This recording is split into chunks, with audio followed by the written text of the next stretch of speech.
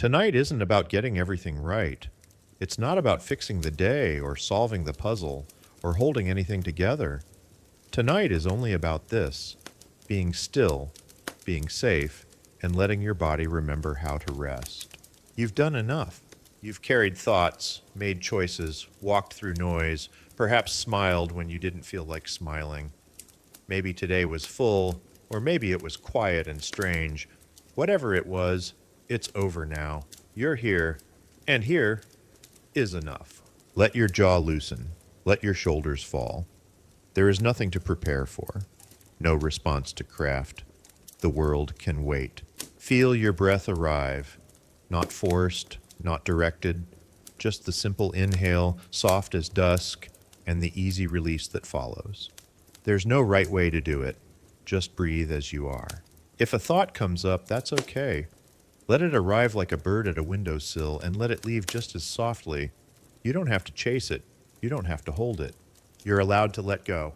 Let your body sink into the mattress, into the quiet, into the invisible arms that hold you, even when no one is watching. You are safe. You are enough. You are allowed to rest. And tonight, if nothing else, let this be true. You do not need to earn peace. You already deserve it. Now let go. Let the healing begin in silence. Let sleep find you kindly. Hey guys, tonight we begin with a dessert you've probably never feared, a gentle little scoop of pistachio ice cream. But tonight, that innocent green treat comes with a twist, a 19th century twist, when Americans started whispering that their favorite frozen delight might be poisonous. Picture this, you standing in line at a summer fair in 1875, eyeing a glass bowl of mint-colored deliciousness while politely ignoring the local doctor muttering something about arsenic and copper. The wind smells like horses and fried dough. Children run by with sticky hands. And there it is, green ice cream. Cold, sweet, and suspiciously unnatural looking. And you, dear listener, have no idea that this pleasant pastel might trigger what we'd now call a minor moral panic. Because back then, food color was not quite the harmless splash of fun it is today. It was alchemy, fakery, and sometimes a little deadly. So before you get comfortable, take a moment to like the video and subscribe, but only if you genuinely enjoy what I do here. And if you're listening from anywhere in the world, drop your location and local time in the comments. I love knowing who's drifting off with me across time zones. Now, dim the lights, maybe turn on a fan for that soft background hum, and let's ease into tonight's journey together. You step into a warm parlor in Philadelphia, 1851. A piano is tinkling in the corner. The ladies wear crinolines so wide they nearly knock over the ice cream cart by accident. The flavor of the hour? Pistachio. But it's not pistachio as you know it. The actual nut is expensive, imported, and not easy to work with. So the color is artificial, copper acetate, or verdigris green, carefully mixed with sugar, egg, and milk. The result is pleasing to the eye and mysterious to the body. People eat it, smile, and nod, but somewhere quietly a pharmacist frowns. The truth is, 19th century America didn't yet regulate what could go into food. Dyes weren't tested or labeled. Some confectioners used natural colorings from vegetables or beet juice. Others went for boldness, chromium salts, copper compounds. Even arsenic was used to brighten certain sweets, not out of malice necessarily, just out of ignorance. If it looked edible and didn't cause instant collapse, it was fair game. The line between kitchen and laboratory blurred with every new invention. You lean against the oak-paneled wall and listen as two gentlemen argue softly about a recent article in the New York Tribune. One says he heard of a child falling ill after eating green ices. Another scoffs and calls it overblown. Still, he sticks to lemon sherbet just in case. The debate bubbles. Should the government regulate dyes? Should confectioners be forced to label their ingredients? You watch as a bowl of pink sherbet melts quietly on the side table, probably colored with cochineal, derived from crushed beetles. Delicious, mostly safe, but still. By the 1870s, green ice cream has acquired a whiff of unease. It becomes shorthand for unnatural food, a kind of edible danger hiding under a cheerful surface. Even harmless pistachio suffers a reputation hit, not because it did anything wrong, but because its green was too confident. And here's the twist. Historians still argue whether these fears were justified. Some say copper-based dyes in small quantities pose little risk. Others claim cumulative exposure, especially in children, could lead to headaches, nausea, and liver damage. The record is murky. Most data is anecdotal. One doctor in Ohio blames green-colored tarts for a mysterious summer fever. Another, years later, blames poor hygiene. Either way, the damage to Green's reputation was done. Ice cream parlors began quietly removing the shade from menus. Pistachio returned, but paler, less assertive. Mint was allowed only if speckled with chocolate chips. Green no longer meant fresh, it meant suspect. And yet, the public couldn't quite let go. You follow a couple down a gaslit street, overhearing them joke about glowing desserts. At a corner stall, a vendor sells lime sorbet with a wink. Made from real limes, he says, perhaps too loudly. The child at his side holds a sign that reads, "Absolutely no copper here." Whether true or not, it makes customers smile. You move on to Boston, 1883, where local chemists hold a conference on food adulteration. One of them, Professor Huntington, lectures dramatically on the dangers of dyed confections. He compares green frosting to wallpaper pigment, which, fun fact, was also dyed with arsenic. Yes, your grandmother's dining room might have been decorated with slow poison, but that's for another night. Tonight, we're focused on ice cream, and the weird, wonderful paranoia it inspired. Even the newspapers got in on it. You lie back with a copy of the Chicago Inter-Ocean resting on your chest. A headline screams, "Food frauds, colored desserts linked to mystery illness." The article offers little proof, but the tone is concerned. Readers clutch their spoons a little tighter. By the end of the century, this mild hysteria led to actual reform. The Pure Food and Drug Act of 1906, partly fueled by public outcry, began the slow, cautious regulation of food additives in the U.S. dyes had to be declared. Toxic ones were banned. Scientists began carefully cataloging which colors could safely tint your sorbet, which ones would send you to bed with tremors. And that, dear listener, is why your ice cream today doesn't glow. At least, not unless you've stumbled into a very strange freezer aisle. But green never really recovered. Even now, in some sleepy towns, older folks will nudge their cone away when it's a little too minty looking. They might not remember the reason, but the warning lives on in flavor. You close your eyes, the soft clinking of spoons still ringing faintly in your ears. Somewhere nearby, a woman says she prefers chocolate, safer, simpler, not suspicious. And just like that, you slip into the world of food and fear, a realm where desserts can carry reputations and where color becomes controversy. And as the breeze slips through the curtains, you remember that even something as gentle as pistachio has a history with teeth. The next time you see a particularly vibrant scoop, you might think twice, or at least read the label. But for now, the room quiets, the night deepens, and your story is only beginning. You're drifting now, the aftertaste of pistachio still lingering in your mind, but the air shifts slightly, and with it, the perfume of something sweeter, more delicate, macarons, sugared violets, soft meringues cracking beneath silver forks. You're no longer in America. The gas lamps fade and are replaced by flickering candles, their flames caught in crystal sconces. You stand in a velvet-draped salon in Paris sometime in the early 1800s. Everything is pastel. The air itself seems tinged with rosewater. Tonight, you learn how the French, in their eternal pursuit of elegance, turned desserts into edible art, and how that artistry danced perilously close to poison. A footman passes by, his tray laden with candies the color of hydrangeas and sky. A petite woman in a powdered wig lifts a pale green sweet to her lips. It smells of almond and a little of danger, because that shade, you soon discover, doesn't come from mint leaves or pistachios, but from a pinch of something chemists now handle with gloves, copper arsenite. You're at the height of Parisian sophistication, where presentation matters just as much as flavor, sometimes more. And into this delicate world of marzipan flowers and spun sugar cages come the miracle workers of color. Cooks begin experimenting with pigments once reserved for painters. Naples yellow, Paris green, ultramarine. Historians still argue whether this era's sugar artists knowingly used hazardous materials.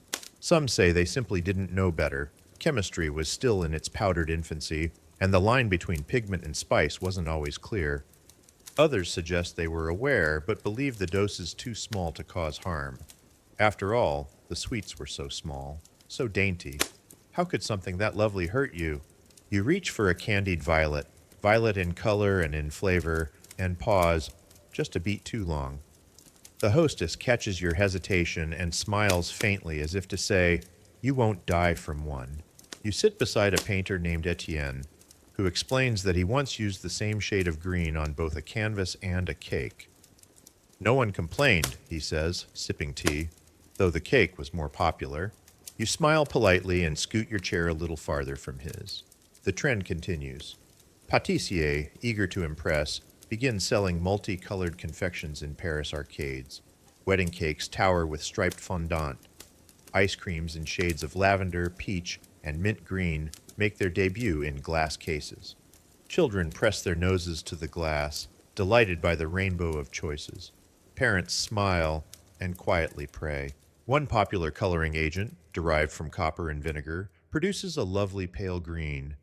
It is tasteless and potent. Unfortunately, it's also the same compound used to kill rats in less festive corners of the city. You wander through one of these open-air patisseries, watching as a baker brushes edible gold over a dome-shaped cake. Nearby, he dips a tiny spoon into a vial of shimmering green powder, mixing it carefully into a sugar glaze. You wonder if he knows. You wonder if anyone does. And that's the tricky thing. Records are vague. Recipes were closely guarded.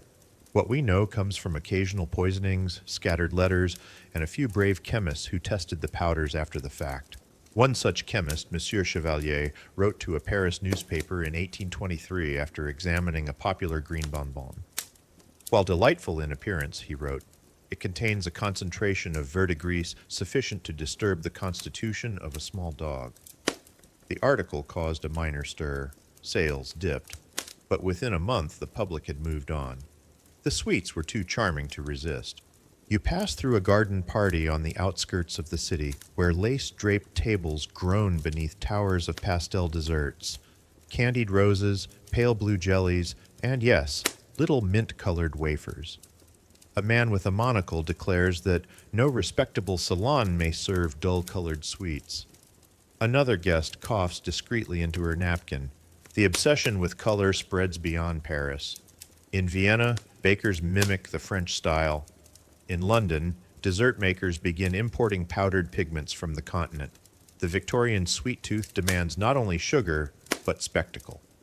Pale food becomes passé. A soft-spoken woman named Helene tells you about her time working in a French kitchen. She remembers a time when a little boy refused to eat anything that wasn't colored. He said white food was ghost food, she chuckles. So we gave him only blue puddings and green biscuits. She never tells you if he grew up healthy. One dessert in particular earns a devoted following. A pistachio-flavored cream with a hint of almond, dyed a vivid spring green.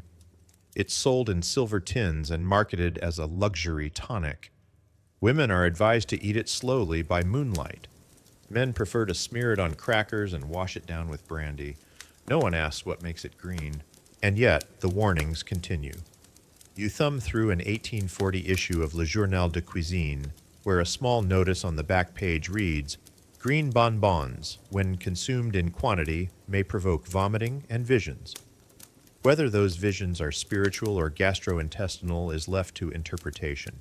Eventually, as science tiptoes forward, awareness grows.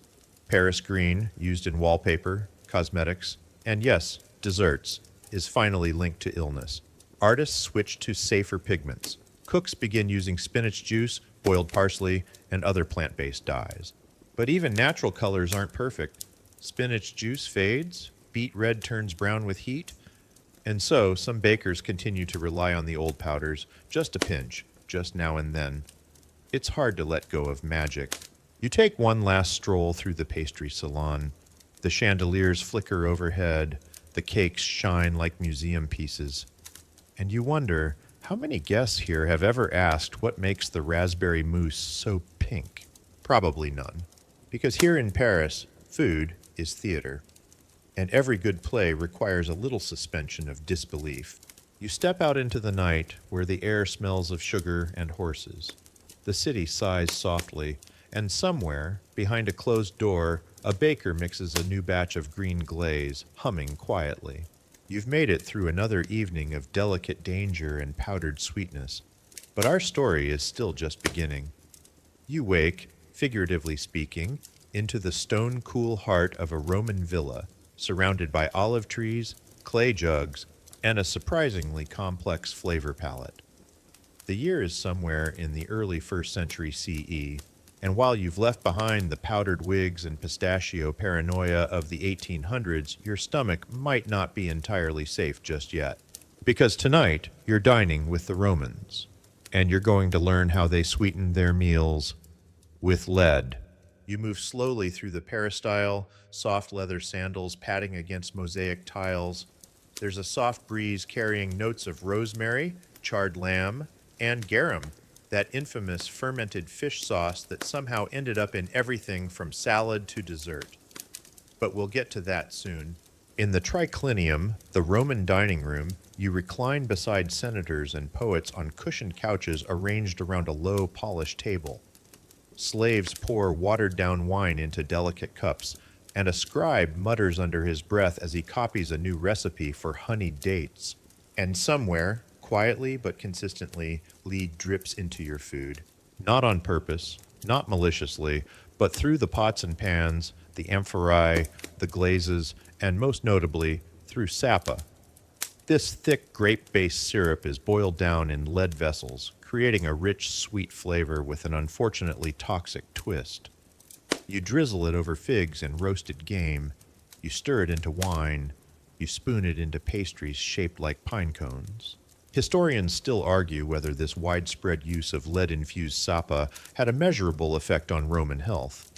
Some suggest that aristocrats, with their heavier consumption of luxury condiments, suffered subtle cognitive damage over time. Others say the quantities were too small to cause harm, and still others argue that the fall of Rome had more to do with politics than plumbing. Still, you lie back, half listening to a discussion about Cicero's latest essay, as a servant offers you candied walnuts steeped in, you guessed it, more sapa. The taste is rich, dark, and vaguely metallic. Even the wine, watered though it is, has likely been refined with a touch of lead acetate, used to soften the flavor. Sweet wine sells better, always has. You stroll through the villa's kitchen, ducking under hanging herbs and sidestepping the hearth. A cook stirs lentils in a bronze cauldron, adding a splash of vinegar and a pinch of cumin. He reaches for a ceramic jug labeled de frutum, another reduced grape syrup. It's sticky, deep red, and simmered in a pot with a lead lining. He shrugs.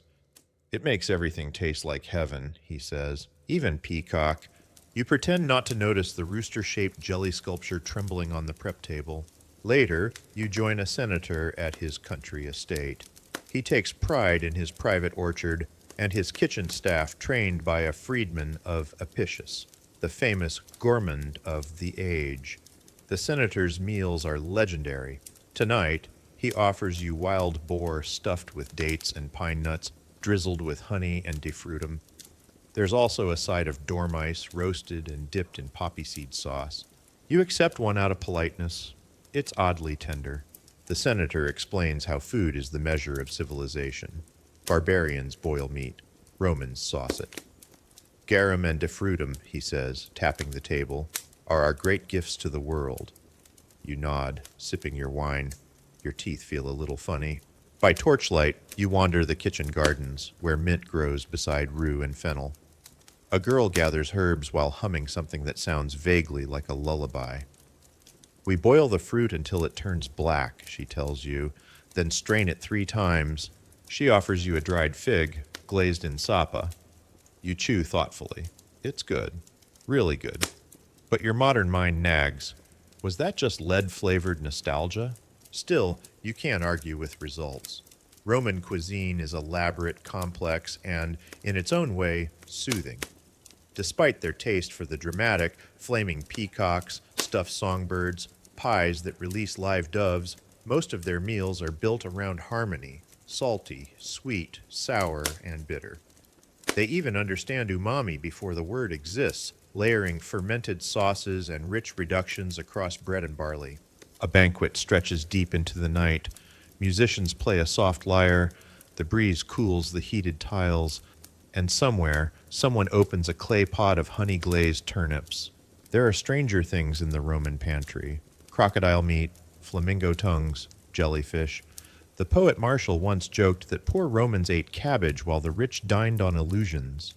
And if you're wondering how jellyfish tastes, well, historians still argue whether it was eaten for texture or novelty, or simply because no one had told the host not to.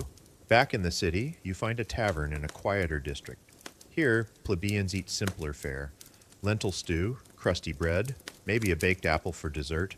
Still, even these humbler foods can carry traces of lead, thanks to reused cooking vessels or shared wine jugs. No one seems to notice, or care. Life is short, bread is warm, sapa makes the wine sing. You sit among them, listening to the clatter of wooden bowls and the hum of Roman night. You breathe in the scent of roasted barley and dust, of olives and thyme. And then a flash of something familiar, ice. You weren't expecting this, but here it is. A servant carrying a tiny cup of snow-cooled grape must serve to a senator's guest. The snow was stored in pits in the Apennines and brought south in straw-lined carts. A treat, rare and fleeting. A kind of proto-sorbet, cold enough to startle, sweet enough to forgive, and maybe, just maybe, tinged with a dash of copper-touch syrup. You smile. Some things never change. From pistachio to peacock, from powdered sugar to lead, you've now seen how flavor and fashion often walk hand in hand with danger. Not on purpose, just with style. You curl deeper into your cushions. The Roman night grows soft and still. The scent of fig leaves and lamp oil drifts across the atrium. And as the final cup of wine is poured and the embers die down, you let the echoes of empire settle gently into your thoughts. You don't wake in the usual sense, just shift softly across centuries, your mind still steeped in sapa and the warm coals of a Roman hearth. But now the smell of fig and olive is gone, replaced by something tangier. Milk, sour milk, and smoke, and horses. Your eyes adjust to the long horizon of the Central Asian steppes. The sky stretches forever, broken only by the silhouettes of felt-covered yurts and grazing animals. You've arrived in the world of the Mongols. The wind bites a little, but the inside of the yurt is warm. A small fire crackles in a stone hearth, surrounded by iron pots and leather sacks tied with string. You sit cross-legged on a hide rug, and across from you, a woman in a fur-trimmed deal pours a ladleful of white liquid into a horn cup. You take a cautious sip. It's tangy, effervescent, like a fizzy yogurt that's gone rogue. This, you learn, is arag, fermented mare's milk, Mongolian champagne, and oddly enough, it's kind of refreshing. Fermentation here isn't a trend, it's survival. You're hundreds of miles from a modern refrigerator and centuries from pasteurization. The steppes offer little in the way of leafy greens or citrus fruits, but they do offer animals: cows, sheep, goats, camels, and especially horses. And from these animals comes milk, and from milk, an entire culinary universe of sour, curdled, and bubbly creations. Irag is the staple, made by churning fresh horse milk in a leather bag, usually hung at the yurt entrance and punched repeatedly by every family member who walks by. Some say it's best after 500 punches. Others claim it just needs a good song. You watch as the woman flips the bag with practiced ease, humming under her breath. She hands you a bowl of fermented cream, thick and rich like clotted butter. It spreads beautifully over flatbread and smells faintly of grass and smoke. Historians still argue whether these fermentation methods began purely for preservation or whether they also carried spiritual significance. Some say the frothy drinks were prized offerings to the sky gods. Others believe they were simply what you did when your milk tried to outrun you. You lie back and watch as the family prepares arul, hard, dried cheese curds left out in the sun for days until they're rock-like and shelf-stable. Children gnaw on them like candy. They offer you one, grinning. It's like trying to eat a fossil. You nod politely and pocket it for later. But don't let the simplicity fool you. Mongol dairy culture is intricate and precise. There are sour creams for soups, distilled milks for ceremonies, and cheese that travels across the entire empire without spoiling. Every yurt has its own secret. Every clan swears by a different method, and no one wastes a drop. You rise early the next morning to join a herder leading his horses to graze. He carries a skin flask at his side, filled with arrig still fermenting. The motion of the horse helps the process. You ride beside him, passing fields of wild onions and herds of sheep. He tells you that Genghis Khan himself drank arag every day. It made him strong, he says, flexing one arm, and calm. Then he hands you the flask. It's stronger now, fizzy with a kick. Later, you sit with an elder who explains how the Mongols viewed milk, not just as food, but as identity. Blood is thicker than water, yes, but fermented milk? That was thicker than both. It connected them to the land, to their animals, to each other. In the evenings, the family lights incense and offers a bowl of fresh curds to the fire, whispering words to the ancestors. It's a quiet ritual, unassuming, easy to miss. But in this world, food is never just food. It's history that bubbles. You flip through a traveler's diary from the 13th century, possibly belonging to a bewildered Persian envoy. He describes the odd sensation of drinking sour horse milk in the middle of a conversation about military campaigns. It was like drinking vinegar and clouds, he writes, but I could not refuse. And yet, you find yourself craving it too. Something about the tartness clears the mind. Or maybe that's just the alcohol. Not all dairy was liquid. The Mongols also made tarag, a kind of yogurt from cow or sheep milk, and let it thicken over coals or ferment in clay pots. They stored butter in animal stomachs. They smoked cheese over fires until it tasted like the yurt walls themselves. Everything smelled of smoke and milk. Everything stayed good for longer than it should have. And here's the twist.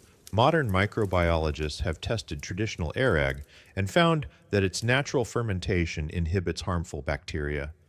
It's safer than it seems. A little science in every gulp. Mongolian dairy is a living preservation system, ever evolving, passed from generation to generation, not with thermometers or textbooks, but with hands, breath, and repetition. You sip another bowl by the fire, watching stars emerge one by one above the open steppe. The air is crisp. Somewhere in the dark, a horse snorts softly. The wind shifts, and a curdling pot gently bubbles in the corner. You realize you haven't seen a refrigerator in days, and you don't miss it. You pull the furs around your shoulders. The yurt walls creak gently in the wind. And as the fire crackles and your belly warms with something sour and ancient, you understand what the Mongols have always known. Sometimes food is supposed to be alive. The furs fade from your shoulders. The smell of sour milk drifts away, replaced by something deeper, earthy, spiced, a little bitter. You blink, and the yurt is gone. In its place, dense jungle, thick air, and the thrum of distant drums echoing over stone pyramids. You've arrived in pre-Columbian Mesoamerica, and tonight you drink chocolate the old way. No marshmallows, no whipped cream, just cacao, chili, and ritual. The sun sets slowly over the sprawling gardens of an Aztec temple complex. The air buzzes with insects and incense. You sit on a low bench made of woven reeds while a priestly figure grinds cacao beans by hand on a metate, a stone slab grooved with use. He adds roasted corn, chili, a few dried flowers, and a dark amber resin that smells faintly of vanilla and tree sap. He mashes it all into a coarse paste, and then he pours water over it, not milk, not cream, just cool water, and whisks it briskly with a wooden molinillo until a foamy froth rises at the top. He passes you the vessel. The clay is warm from his hands. The drink inside, strange, bitter, almost smoky, but undeniably sacred. This is not dessert. This is ceremony. You're drinking zocolotl, the revered beverage of the Aztecs, Mayans, and earlier Olmec peoples. Cacao was currency, medicine, tribute, and food of the gods. It was drunk by priests before rituals, by warriors before battle, and by nobles during royal negotiations. Sometimes it was spiced with chili or mixed with honey, maize, or annatto. Sometimes it was drunk plain, thick, dark, and powerful. Historians still argue whether the elite genuinely enjoyed the bitterness or whether it was the symbolic weight that made the drink so popular. Either way, it wasn't meant to be sweet. Sugar hadn't yet arrived from across the sea. That would come later and change everything. You watch as a scribe notes down the cacao rations for a nearby palace. 400 beans per noble guest, he murmurs. 1,000 for the emperor. You're quietly impressed and a little jealous. Nearby, a woman prepares a feast using maize, amaranth, squash blossoms, and more cacao. Not all of it ends up in drink. Some is used in sauces, mole, rich and complex, with layers of toasted seeds, dried chilies, and just a touch of ground cacao. It coats turkey legs and rabbit stew. She sprinkles toasted pumpkin seeds on top, finishing it with steam-scented tortillas folded like letters. You taste it, and you begin to understand. Chocolate isn't candy here. It's memory. In a quiet courtyard, you find a small child playing with cacao pods. He cracks one open and offers you a bite of raw cacao pulp. White, slippery, tangy. Nothing like the bars back home. You chew politely and smile. He laughs. Later, a nobleman explains how cacao seeds are stored in tall baskets, weighed like gold, and kept under guard. A thief may take gold, he shrugs, but only a fool takes the emperor's chocolate. You pass by murals of cacao trees sprouting from the chests of gods. In one depiction, a deity sips from a cup held by a skeletal hand. In another, a warrior offers a cacao pod to a jaguar. You suspect these images aren't just symbolic, they're recipes. As night falls, you lie on a woven mat beneath the stars.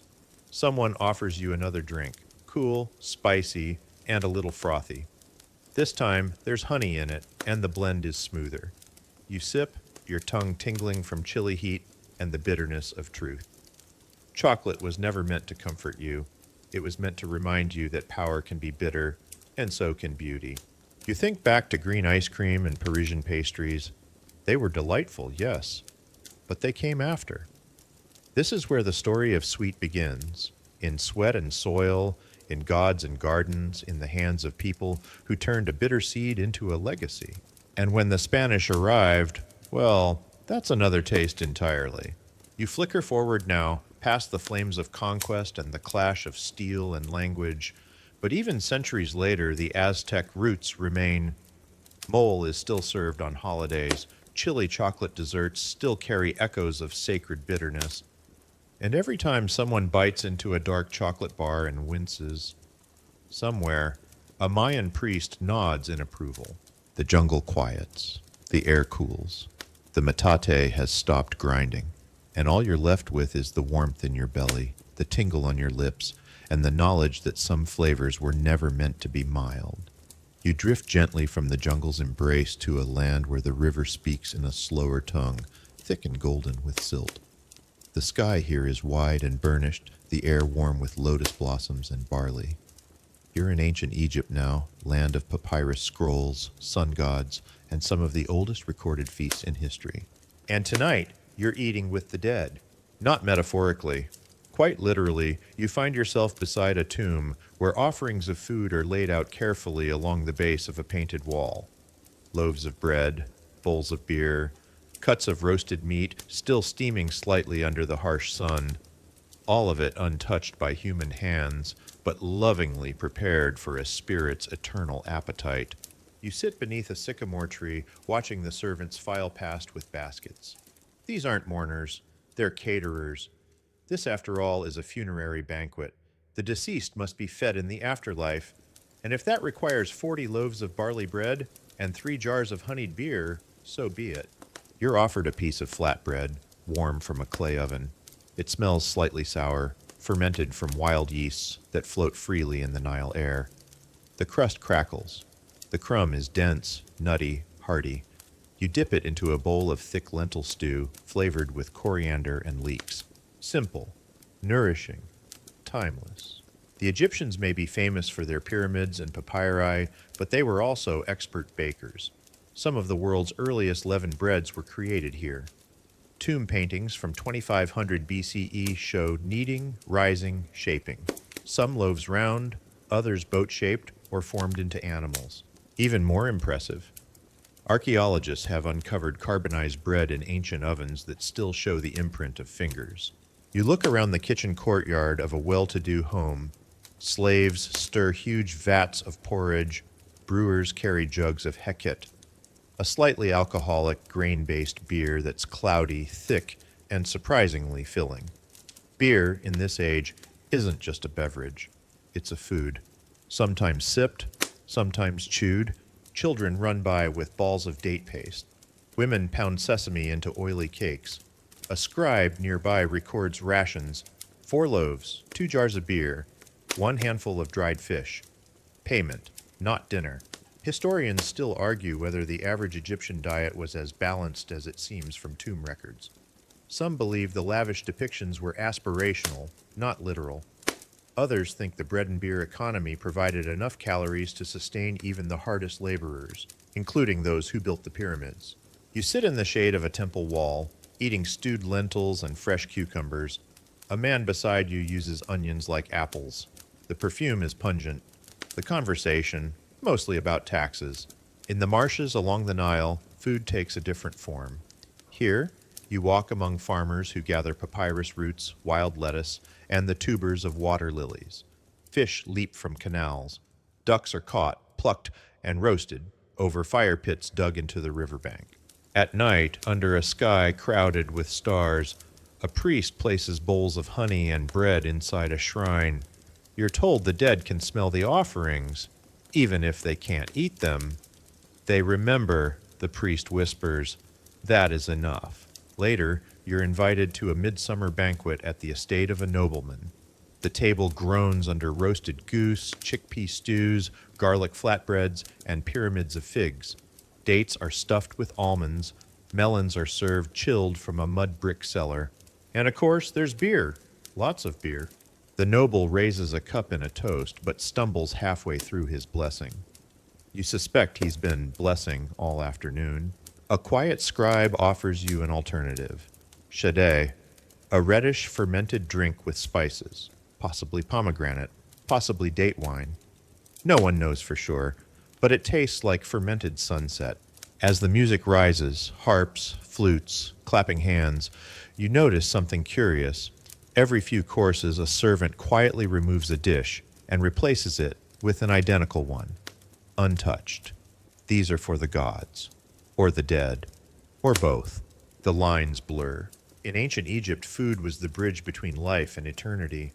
What you ate in this world echoed in the next. A well-fed body ensured a well-fed spirit, and sometimes, just sometimes, what pleased the gods also tasted pretty good with garlic. You fall asleep near the kitchen hearth, the scent of onions and coriander swirling in the smoke. The voices of the cooks fade into night. A cat brushes against your leg, and somewhere, deep in the sand-covered tombs, the spirits sip their barley beer and smile. Smoke still curls in the corners of your mind, clinging to your skin like spice. But the Nile's gentle hush fades now, replaced by the slap of sandals on stone and a tang in the air you can't quite place. Something briny, something fishy. You're standing beside the bustling docks of ancient Ostia, Rome's port city, where the breeze carries sea salt, market shouts, and a stench that makes your nose twitch. Tonight, you're chasing a scent through alleyways and amphorae. Welcome to the world of garum, Rome's favorite fermented fish sauce. And no, it's not just a condiment, it's an empire-wide obsession. A salty, savory, funky thread that ties together kitchens from Britannia to Alexandria. You wander past rows of amphorae stacked like a soldier's formation, each one sealed with wax and marked with scrawled names. Flos Africanus, Optimum, Scomber. This isn't just sauce, this is branding. The Ferrari of fish fluids. A merchant lifts a lid. You take a step back. It's pungent, sharp, not exactly unpleasant, but certainly assertive. He dips a wooden spoon and offers a drop on flatbread. Against your better judgment, you taste it. It's strong, salty, rich in a way that's hard to define, somewhere between anchovies and soy sauce, and surprisingly, not bad. Garum, you learn, is made by layering fish guts, especially mackerel, with salt and leaving them to ferment under the sun for weeks or even months. The resulting liquid is strained, bottled, and treasured. Historians still argue whether it was considered a luxury or a staple. Some believe only the rich could afford the top-grade liquamen, while the poor scraped by with the murky bottom sludge. But everyone wanted it. The army marched with it. Gladiators drank it as a tonic. Cooks added it to everything from bean stew to dessert. Yes, dessert. We'll get there. You slip into a narrow kitchen behind a modest domus in Pompeii. A young cook stirs lentils with onions, mint, and, yes, a splash of garum. He shrugs. It makes everything taste more alive. In another home, the matron of the house prepares a dish of poached pears in wine, spiced with cinnamon and black pepper. A servant adds honey. Another adds, you guessed it, just a drop. Just enough to round the flavor. You blink. Garum in dessert? But it works. Somehow it works. Later, at a street stall, you watch a vendor slather garum over grilled dormice, stuffing them with pine nuts and herbs. The line is long. You consider joining. Roman writers were not shy about their garum opinions. Pliny the Elder, ever the encyclopedic dinner guest, wrote pages about its varieties. Martial joked that it cost more than perfume. And Apicius, that grand old gourmet, packed his cookbooks with it. Even the graffiti speaks of it. In Herculaneum, someone scrawled a list on a wall. Eggs, olives, bread, garum, don't forget. A grocery list from 2 millennia ago and still entirely reasonable minus the fish sauce. You travel south to Baetica, in Roman Hispania, modern-day Spain, where garum factories hummed along the coast. Here, workers stand barefoot in stone vats, stirring fish and salt under the Mediterranean sun. The air is thick, the ground squelches. Yet this is prosperity. Garum was gold in liquid form. Ships carried it across the empire. Customs inspectors taxed it. Poets praised it. And children, they snuck it by the spoonful. Back in Rome, you attend a banquet. A rich senator reclines beside you, swaddled in purple and oil. The table groans with delicacies, oysters, artichokes, flamingo tongues, and little fritters of flour and cheese, all flecked with, you know what. A toast is raised, cups of wine are clinked, and before dessert, a servant hands around a warming tonic, honeyed wine, garum, and black pepper. For digestion, he says. You sip, eyes watering slightly. It's complex. Later, you visit a warehouse where the aging process is more art than science. Jars are kept at different temperatures. Some batches are infused with herbs. Some are left to concentrate until they glisten like amber. You sniff cautiously. One smells like death. Another smells like, surprisingly, truffles. Scholars today debate just how much garum influenced global cuisine. Did it fade into obscurity after Rome fell, or did it morph into modern fish sauces? Nampla, Nuokmam, Worcestershire. The answer may lie in your own fridge. You return to the docks one last time, standing amid crates and baskets as another garum shipment is loaded. A boy offers you a fig dipped in fermented sauce. You accept, because by now you're curious. And as the salt hits your lips, the fig melts, and the waves slap gently against the hulls. You realize something odd. This empire didn't just conquer land, it conquered flavor.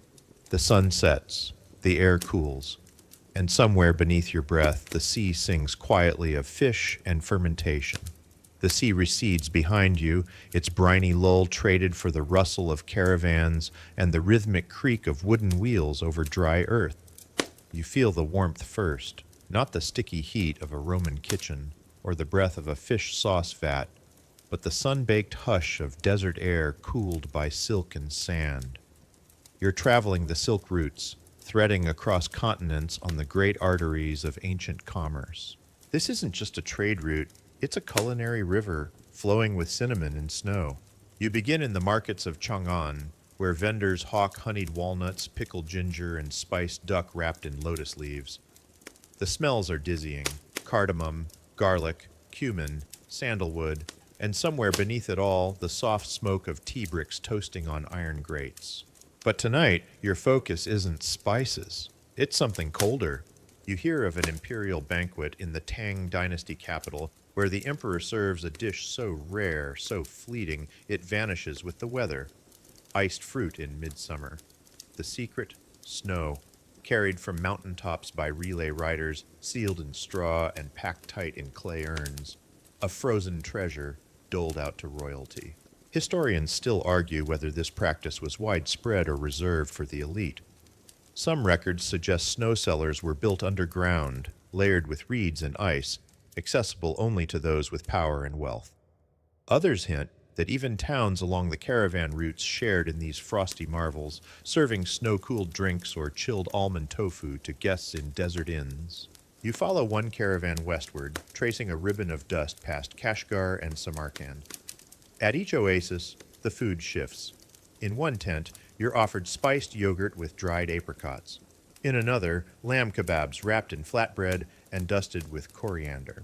At night, under star-pricked skies, traders share meals of fermented mare's milk, salted melons, and nut-stuffed pastries called shekerbura.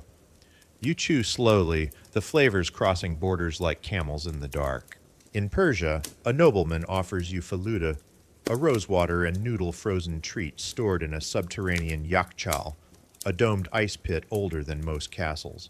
You walk beneath its cool arches, marveling at how the ancients mastered thermal insulation without a flick of electricity. You taste the dessert, cold, fragrant, just sweet enough to whisper of snow. You close your eyes. Further west in the Ottoman Empire, sherbet becomes the drink of diplomacy, made from flowers, fruits, and, on rare days, chilled snow. It's served to guests in long-handled silver cups. You sit in a garden as peacocks pace nearby, sipping a pomegranate blend so tart your mouth puckers like a date in the sun. And then, a memory. The Roman senator with snow-cooled must. The through line becomes clear. Cold food was never just about comfort. It was about status, risk, even magic. You arrive in a Georgian village where grape juice is cooled in deep stone wells. The host, a round-cheeked woman named Ketavan, hands you a glass. From the earth, she says, even the summer can't steal it. Later, in a Buddhist monastery nestled in the mountains, monks offer you bowls of barley broth and, miraculously, snow-cooled mango, traded up the silk routes from India. The fruit is slightly frozen, slightly sour, and fully sacred. You learn that some temples use snow as purification, not just of food, but of thought. Cold clears the tongue, a monk whispers. So truth may follow, you believe him. Back on the caravan trail, you hear tales of ice houses built along trade hubs, some mere pits, others architectural marvels designed to trap winter inside a summer world. Merchants stored perishables there, but also experimented. Ice-chilled noodles, frozen milk curds, even early sorbets. One traveler describes snow being mixed with honey and wine and left to freeze overnight in a copper bowl. He calls it a memory of mountains. You call it delicious. And so the silk routes become more than trade. They become a culinary timeline. A bridge where mangoes meet snow, where camel herders learn to salt ice, and where saffron finds its way into chilled rice pudding in a tent 1,000 miles from its origin. As you rest beneath a canvas canopy, sipping chilled almond milk from a gourd, you marvel not just at the flavors, but at the hands that carried them. Every bite is a border crossed. Every chill is a mountain climbed. And as you fall asleep to the sound of distant bells and the rustle of date palms, you remember something important. Long before refrigeration, humanity learned to bend nature, not to conquer it, but to cool it gently into a spoonful of snow. The rustle of caravan silks fades behind you, and now the air thickens, not with spice or desert dust, but with something heavier. Grease, ash, a smell of game left too long on the table. You're in a world of velvet banners and iron chandeliers, where feasts are loud, long, and sometimes oddly foul. Welcome to a medieval banquet, where rot meets ritual, and no one dares flinch at the smell. You blink into the flickering light of a great hall. A bard sings off key in the corner. A falcon perches on a noble's leather-gloved wrist, shedding a single feather into a plate of duck in cinnamon sauce. You glance around the table and quickly realize something unsettling. The meat has turned. Not badly, not obviously, but just enough. You're served pheasant that glistens a little too much, beef with a tang, trout with eyes clouded over, smothered in a garlic sauce so thick it could patch walls. But no one seems alarmed. In fact, they're reaching eagerly for seconds. You take a polite nibble. The flavor is rich, deep, slightly alarming, and then cloves. A blast of ginger, saffron so strong your nose tingles. Ah, there it is. The trick, spice as camouflage. Historians still argue whether medieval cooks deliberately masked spoiled meat, or if the overuse of spice was just fashionable. Some say spices were status symbols, pepper imported from India, nutmeg from the Banda Islands, saffron from Spain. Others argue they were desperately used to make borderline food palatable. Either way, the result is the same. You're eating something whose expiration date probably passed last week, wrapped in enough cinnamon to disguise a corpse. And yet, it's delicious. A jester juggles pickled eggs. A servant carries a glazed swan with its feathers reattached for presentation. It smells faintly of cloves and doubt. You sip wine so heavily spiced it might qualify as soup. Or a curse. You're not sure. At your elbow, a minor lord gnaws at a capon leg and tells a story of how the king once ate spoiled venison without flinching. The mark of a true man, he slurs, or a man with no nose. He laughs. You smile nervously. The cook, a red-faced woman with arms like tree trunks, beckons you into the back kitchens.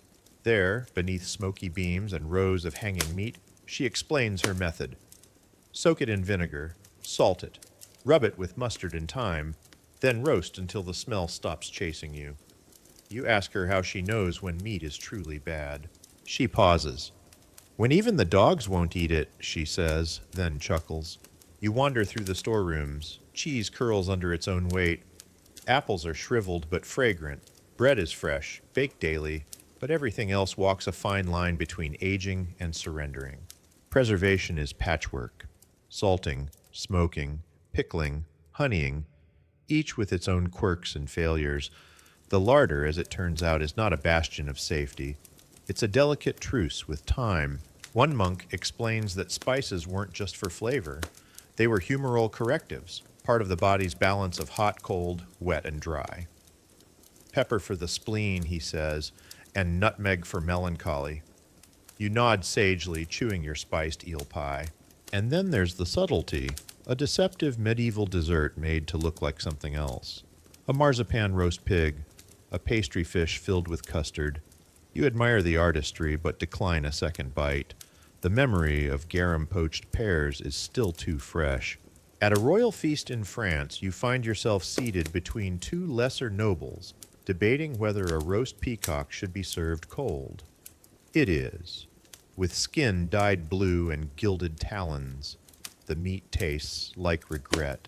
And yet, nobody dies, not tonight. Perhaps because the wealthy could afford enough salt. enough wine, enough servants to keep the rot at bay, or to serve it with a smile. Perhaps their stomachs were just stronger than yours, or perhaps the medieval world knew something we forget, that flavor is fleeting, perfection is rare, and sometimes a little decay adds depth. You pass a platter of lamprey pie and reflect on the strange elegance of it all. The mix of opulence and decay, the way a hall can echo with laughter, music, and a distant awareness that the goose may have turned. But the candles flicker, the mead numbs your tongue, and as a minstrel strums a sleepy tune, you lie back against a fur-lined bench and sigh. You're full, perhaps too full, but alive. And in this world of peculiar banquets, that's a good night. The candles gutter, the laughter fades. And now, the stone walls and roasted swan give way to something quieter, simpler. You're not in a castle anymore. You're in a monastery tucked in the misty hills of early medieval Europe, where bells ring softly and dinner smells a lot like cheese. Tonight, you dine with monks. And though their lives are quiet, their dairy, anything but. You walk through a cloistered garden, past neatly kept herbs, and a line of beeswax candles drying on wooden racks. A bell tolls the hour. You follow a winding corridor into the cool silence of the refectory, where a line of monks, cowled and barefoot, sit before plates of bread, lentils, and carefully sliced wedges of aged cheese. This is no accident. This is tradition. Because in medieval monasteries, cheese wasn't just a snack. It was theology in curdled form, a miracle of preservation, a way to stretch milk through winter, and, as it turns out, a kind of holy science. The abbot invites you to try a bit. You do. It's firm, salty, faintly nutty, with a hint of cave. That cave is real, by the way. The monks store wheels of cheese in subterranean chambers carved from limestone. The humidity is perfect. The mold is welcome. And the longer it sits, the more complex it becomes. Some wheels age for years, developing rinds that look like the bark of old trees. You're led into one such chamber. It's chilly, smells of earth and sourness. One monk gently taps a cheese wheel, listening like a doctor with a stethoscope. Still too young, he says, moving on. Historians still argue whether monastic cheese practices originated from Roman methods or local folk wisdom. What's clear is this. By the 10th century, European monasteries were the cheese-making laboratories of the continent. They experimented. They documented. They made things blue. Yes, blue cheese, with its veins of mold and unapologetic funk, was born, or at least nurtured, in monasteries. And though it might smell like someone's boot, it tastes like history. Back in the kitchen, you watch a monk stir a vat of curds, separating whey with a carved wooden spoon. Blessed are the patient, he murmurs. The process is slow. Stir, rest, press, salt, wait. Everything in monastic life moves at the speed of butter. Speaking of which, you try the butter too. It's thick and slightly grassy, churned by hand and spread on barley bread that cracks just slightly as you bite into it. No garlic, no spice, just calm. The monks eat in silence, not out of sadness, but focus. The only sound is the scrape of spoons and the occasional creak of the oak beams overhead. You're shown the monastery's cheese ledger, a record of wheels made, stored, traded, or gifted. Some go to nobles, others to the poor. A few, carefully selected, are shipped to distant abbeys as gestures of goodwill or subtle diplomacy. Cheese, it turns out, speaks volumes, especially when no one else is allowed to. A young monk grins and slips you a sliver of something darker, aged goat cheese soaked in mead. It's tangy, sweet, a little wild. You raise an eyebrow, he winks. Not all monastic cheeses were sober affairs. Some abbeys infused theirs with herbs, nuts, even dried fruit. Occasionally, a rogue monk might experiment with wine or ale washes. These were rare, rich, and quietly treasured. You pass through a scriptorium where monks copy recipes between psalms. 2 parts milk, 1 part patience. One margin reads, another simply says, mold is a gift. And it was. Unlike the courtly world of spoiled meat and spice, monasteries embraced the slow bloom of fermentation. Cheese was how they resisted famine, how they shared hospitality, how they passed time and tradition. You help carry wheels to the cellar. Each is wrapped in linen, tagged with wax seals, and nestled into stone alcoves like tiny saints. By evening, the monks gather for vespers. You sit in the chapel, your belly warm with barley stew and creamy curds, listening to chants rise and fall like the breath of the building itself. Outside, the wind rustles through thyme and yarrow. A single candle flickers by the cellar door, and inside, beneath layers of stone and silence, the cheese continues its quiet journey, curing in the dark, waiting for someone, someday, to slice it open and taste centuries of calm. The chants fade into the dark, and with them the soft, nutty aftertaste of monk-made cheese. Now, your feet crunch over something grittier, coal dust maybe, or the frost-stiffened mud of a narrow London alley. You pull your coat tighter, though it's not yours. It's wool, scratchy, and smells faintly of cabbage. You've arrived in 19th century London, and you're about to discover why dinner in a working-class home is more survival than celebration. It begins with smoke, always smoke. From chimney pots, from factory stacks, from frying pans too close to flame. The city doesn't breathe, it wheezes. And inside the rows of soot-streaked tenements, kitchens are not rooms, but corners. Fireplaces turned into stoves. Ovens shared by a building. Pots blackened from years of the same stew. You sit at a splintering table where dinner is nearly ready. A woman stirs something in a dented tin pot. It's mostly cabbage. Boiled, reboiled, resigned.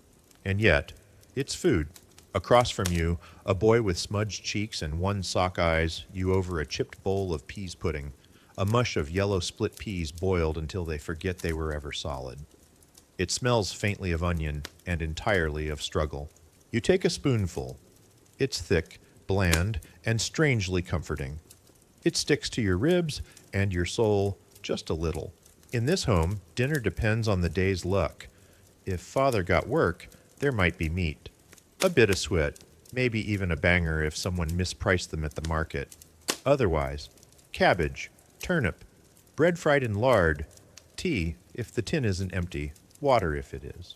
And yet, you hear laughter. Someone knocks over the salt, and the entire table groans in theatrical horror. It's bad luck, someone says, and now you'll all have cabbage again tomorrow, as if that weren't already the plan. You walk with the mother to the market, past stalls heaped with bruised apples, fish with eyes too far gone, and a man yelling about 4 halfpenny onions for tuppence. She buys none of it. She knows better. She haggles over bones instead, yes, bones, to make broth. The butcher raises an eyebrow. Soup bones or dog bones, he asks, not really joking. Back home, she sets them to boil with barley and thyme.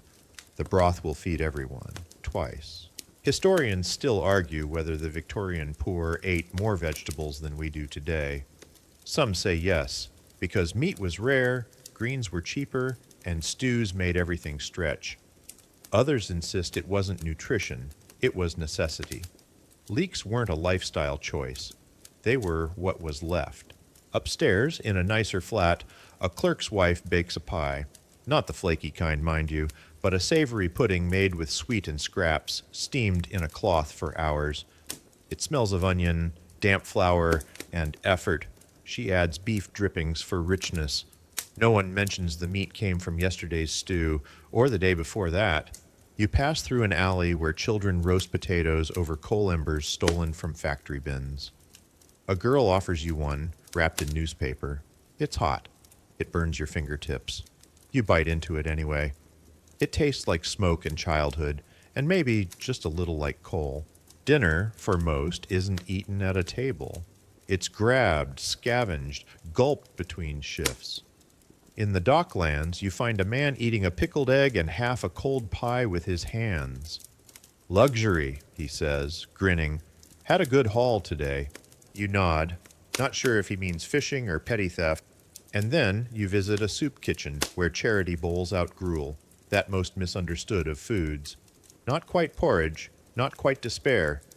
It's oats and water, thickened with a little milk if the budget allows. You try a spoon, it's warm, that's something. At night, you find yourself in a pub where the fire crackles and the menu is one item long, beef and potato pie served with beer.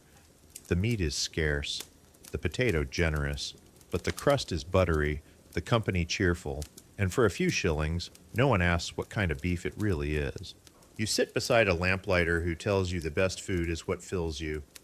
Taste is for toffs, he says. We eat for tomorrow. And yet, from those kitchens and cellars came resilience. Recipes that stretched, reimagined, refused to quit. Families that made art from scraps. And yes, plenty of cabbage. You fall asleep beside the hearth, the air thick with smoke and boiling greens. Outside, the fog rolls down the street like a second supper. And inside, the stew bubbles on. The stew settles. The fog lifts.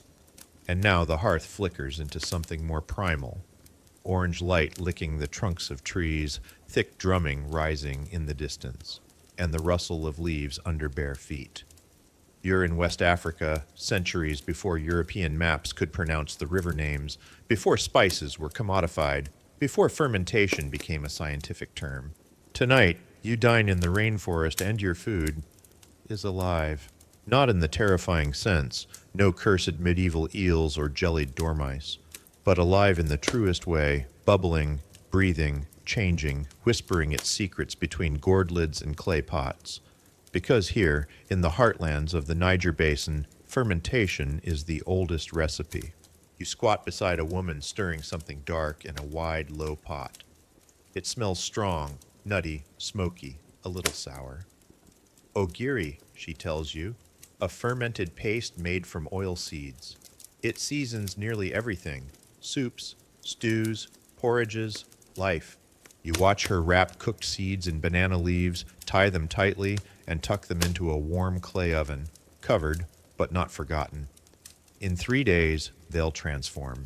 Smellier, deeper, almost cheesy, utterly necessary. Fermentation, here, isn't just about preservation. It's enhancement, flavor, identity. You pass a group of children chewing boiled cassava. A teenage girl shows you how to soak it in water for days, let it sour, press it into cakes, and fry it over a flame until the edge is crisp and the inside smells faintly of vinegar and wood smoke. This is gari, or sometimes fufu, depending on the mash and mood. Nearby, men pound yam in a massive wooden mortar. The thudding echoes across the clearing. They joke as they work. Soft enough for the gods, one says, patting the glossy mound of pounded starch. You'll eat it later, pinched, dipped, swallowed without chewing. You're handed a bowl of egusi soup made with ground melon seeds, bitter greens, chili, and, yes, fermented flavor bombs. It's thick, rich, almost creamy. You take a bite, and your taste buds do a double take. Historians still argue whether West African fermentation techniques spread outward into the diaspora through the slave trade, or if similar methods evolved independently elsewhere. What's certain, these techniques survived upheaval, colonization, and transatlantic trauma. They fed generations. They still do. At a riverside village, you help dig a pit for dawa dawa, a seasoning made from fermented locust beans. The beans are boiled, dehulled, sun-dried, then left to ferment in banana leaves. The result? A dark, pungent cake that crumbles into flavor like nothing else. The smell is intense. Someone nearby compares it to blue cheese and old socks.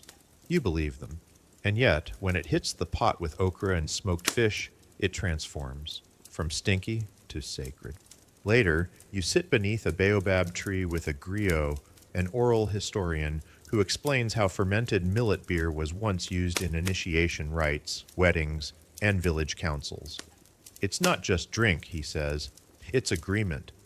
You sip a cloudy, frothy brew that tingles slightly on your tongue, slightly sour, slightly sweet, entirely communal.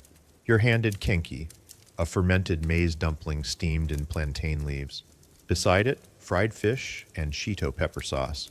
You tear a piece, dip it, eat. It's earthy, bright, satisfying in a way that tastes older than agriculture. In a coastal region, women stir ogbono soup, made with ground bush mango seeds that thicken the broth like magic. Again, fermented seasoning forms the base note. They laugh at your wide-eyed first spoonful. You'll dream in flavor, one says. They're not wrong. Night comes, and the village gathers. Food is laid out in calabashes. Fermented maize, palm oil, ground nuts, greens, and tiny dried fish with eyes like glitter. Everyone eats with hands. No one talks much. The chewing is rhythmic, the silence respectful. You realize something here. This cuisine, so unpolished by colonial gaze, so unapologetically strong, is not meant to entertain.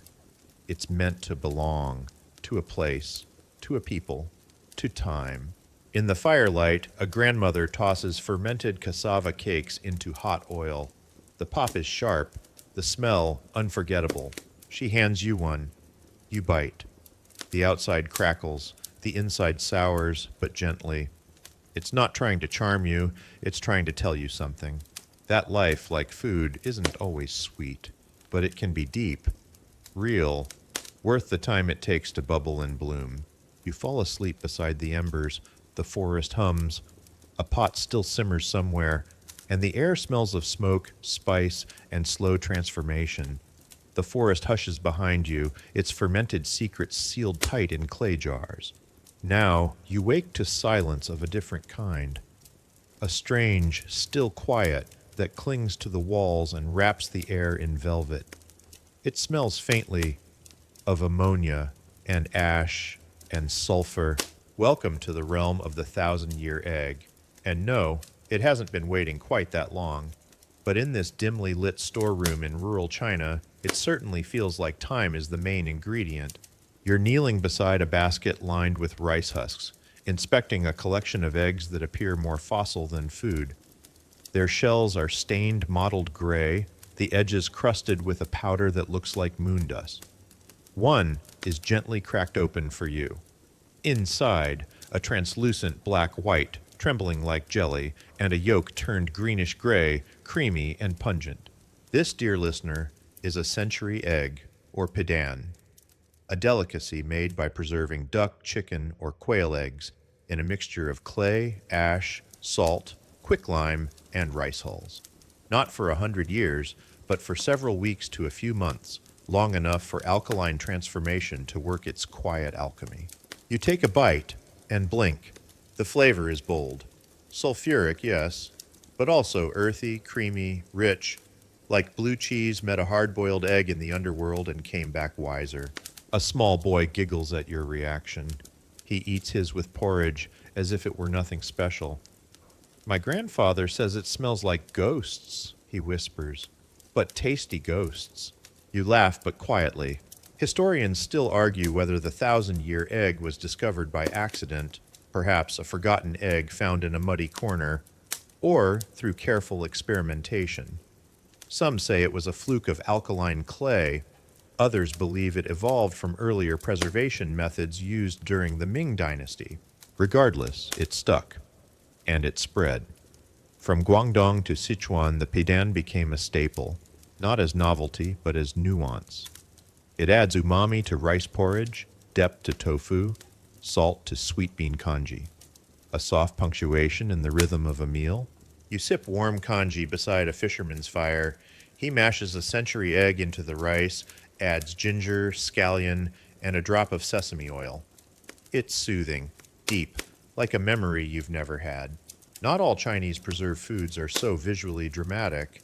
You visit a rural Hunan village where eggs are soaked in tea, soy sauce, and spices, tea eggs, cracked and marbled like porcelain. They're less intense than pidan, but still rich in story. The vendor explains how they're sold at train stations, wrapped in wax paper, eaten in slow chews as landscapes blur by. Later, you're handed a wedge of fermented tofu, chodufu. The smell, as promised, is eye-watering. Strong, some say unbearable. You raise it to your mouth and hesitate. Don't chew, someone advises. Just let it happen. You do. It melts, salty and sharp, like miso with a black belt. Oddly addictive. You notice a pattern emerging, fermentation as transformation. Here, decay isn't feared, it's studied, invited, perfected. The thousand-year egg is only one chapter in a long book of preservation that includes pickled mustard greens, fermented black beans, and fish sauces darker than ink. In Yunnan, you're offered a dish of rushan, a kind of grilled cheese made from cow's milk. Yes, cheese in China, fermented lightly, pulled into ribbons, and toasted over coals. It's chewy, smoky, mild compared to the ghost egg, but satisfying all the same. A local elder speaks softly as you eat. Flavor is patience, she says. We don't chase it, we wait for it. You visit markets in Gillen, watching sellers fan flies off vats of pickled bamboo shoots and fermented bean curd. Children beg for candied hawthorn. Tourists stare at blackened eggs and edge away. Locals just nod and buy three. One food stall sells century egg pastries, wrapped in flaky crust, served with pork floss. You bite in. The textures clash but somehow make sense. You begin to understand. These foods aren't designed for first impressions. They're lessons in trust. Let the smell pass. Let the weirdness settle. Let time do its work. Back in the storage room, the old woman who first cracked the egg for you checks a fresh batch. She brushes rice husks from the shell, holds it to her ear, and nods, satisfied. They are listening, she jokes. Maybe they are. As the lantern light dims and the strange taste still lingers on your tongue, you feel calm, grounded, like someone who's eaten time itself and lived to tell the tale. The egg doesn't just survive the days, it stores them, soft and dark and eternal. The darkness of the egg fades. In its place, the faint crack of frozen soil, the creak of wood under pressure, and the sharp, clean scent of snow on stone. You've left southern China now, climbing north and then back through time until your breath fogs the air and every step crunches beneath your feet. You're in Joseon-era Korea, and tonight you'll learn that survival through winter isn't just about fire. It's about fermentation, frost, and firewood-fueled unity. You kneel on a stone floor next to a woman in a thick cotton handbook. Her hands are pink with cold, but sure as she salts a mountain of Napa cabbage. She doesn't glance up, only says softly, "Winter is coming, so we must bury the summer." You're watching the start of kimjang, the seasonal communal making of kimchi. And it's not just a task, it's a rite. The courtyard bustles. Women carry tubs of chopped radish, scallion, and hot chili flakes. Saltwater brine is poured and drained again. Garlic, ginger, and fermented shrimp are mixed in bowls big enough to bathe in. The scent stings your nose and makes your mouth water. Sweet, sour, spicy, future flavors blooming in raw ingredients. One woman smears a red paste onto each cabbage leaf like a love letter to spring. When asked how much chili to use, she shrugs. The hand knows. You help bury the crocks in the ground, packing earth tight around the lidded ongi, the traditional earthenware jars that breathe, expand, and ferment beneath snow. They will sleep, someone says, and then they will wake us up. Inside the low-roofed kitchen, rice boils. A bowl of mugunji, well-aged kimchi, is ladled into stew. It's sharp, deep, smoky with time. You take a bite. Your ears tingle. Your heart thuds. You can see why this was the flavor that kept people sane through frost and famine. Historians still argue how far back kimchi goes. Some say its earliest versions were merely salted vegetables. Others insist the peppered version arrived only after the Columbian Exchange. But all agree it became a cornerstone of Korean identity, fermented strength in a bowl. You peek into the jangdokdae, the outdoor platform where more crocks sit aging. Soy sauce, soybean paste, red pepper paste. Each is a different song of microbial music. Together, they are the soul of the house. A child skips past you with a bowl of nurungji, crunchy rice scraped from the bottom of the pot and soaked in hot water. Simple, toasted, perfect. No kimchi here, just warmth. Later, you sit beside the hearth where logs crackle beneath the floor. This is ondol, the Korean underfloor heating system. Your legs are warm, your back is chilled. The contrast is oddly perfect. You're handed kimchi john, savory pancakes fried crisp in sesame oil. You bite. The tang of fermented cabbage, the sizzle of oil, the echo of winter nights. In the corner, an old man sips macchioli, a cloudy, fermented rice drink. He offers you a cup. It's tangy, effervescent, barely alcoholic, but enough to relax the muscles of a long, cold day. This is how you ferment people, he laughs. You learn about ice houses, too. Ancient Korean seokbingo built in hillsides to store ice through the summer. Sloped stones, air vents, and a deep pit kept meat, fish, and even fruit fresh. A few still exist. Some still hold ice. Time is trapped inside, and then you visit a palace. Even royalty depended on fermentation. The royal court kept dedicated kimchi jars labeled with titles and dates. Court ladies managed pickles with scientific care. One record details over 150 varieties of preserved vegetables for a single banquet. You taste a piece of white kimchi, chilled and delicate. No spice, just pear, radish, and a hint of pine. It's refined, restrained, and still unmistakably alive. Even in famine years, fermentation offered hope. You pass a shrine where farmers leave jars of jang as offerings. Not gold, not grain, just flavor. As if to say, this is how we endured. You spend the night on a yomat, your legs still warm from the Ondol heat. Outside, snow begins to fall. Inside, something bubbles quietly in the crocks. The house breathes. The jars breathe. You breathe. And beneath the frozen ground, the cabbage dreams. The snow settles. The kimchi sleeps. And now you're on the move again, this time across salt-kissed wind and rolling waves, where the land is green, the sky wide, and the earth is dug not for roots, but for ovens. Welcome to Oceania, to the islands of the Pacific, where the sun rises over coconut palms and dinner is cooked in the ground. Tonight, you feast with the people of Samoa, Tonga, and Hawaii, among others. But don't expect pots and pans, expect stones, firewood, banana leaves, and time. You arrive just as the umu, the earth oven, is being prepared. Hot river stones are nestled into a deep pit lined with banana trunks. Wood crackles beneath them, sending steam and smoke swirling through the morning light.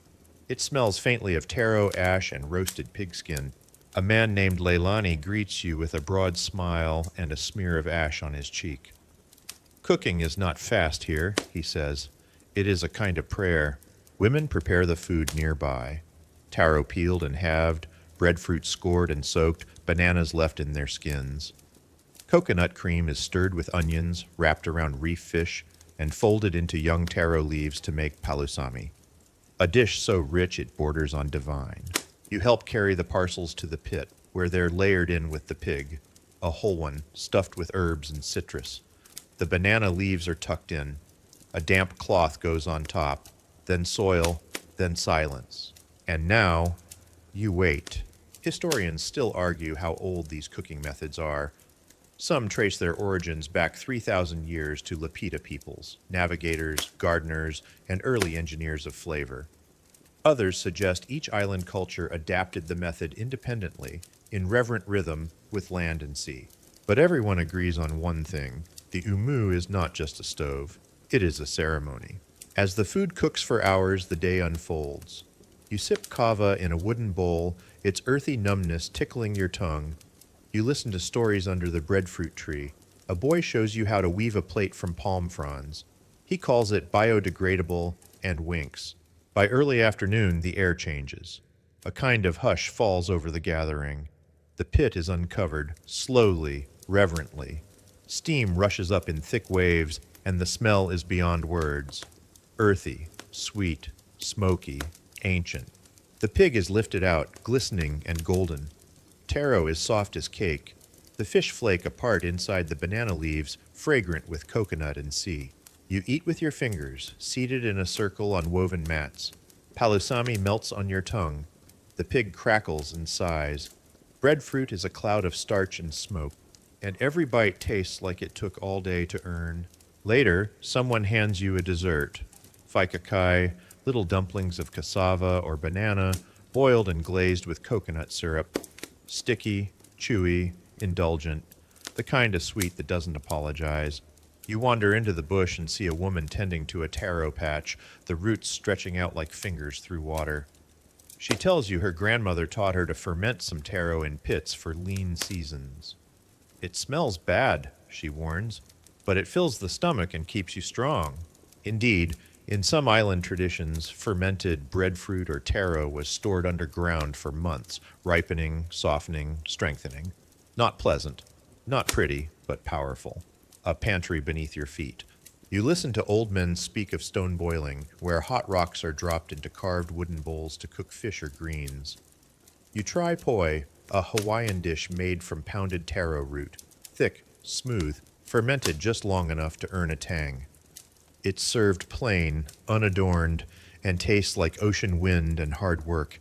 At sunset, dancers begin their slow, swaying performance. Drums pulse, torches crackle. The feast continues, not in volume, but in fullness. You've never eaten so slowly, so attentively. Each mouthful echoes. A grandmother leans in and says, "Our food teaches patience. Fire must rest. Root must soften. Mouth must wait." You smile, full in every way. As the stars rise over the Pacific and the embers cool in the earthen pit, you lie back on a woven mat. A breeze lifts the scent of coconut and smoke. And under the island moon, you dream of taro. The night over the Pacific dissolves gently like coconut cream into warm taro. But now the air sharpens again. You feel the stiff linen of a collar, the squeak of a rocking chair, and the quiet echo of a porch swing on worn wood. You've drifted back to the American colonies where the pickles are tart, the neighbors are nosy, and the vinegar is practically a food group. Welcome to the world of the early American pickle craze. You're seated beside a jar that hums softly with time.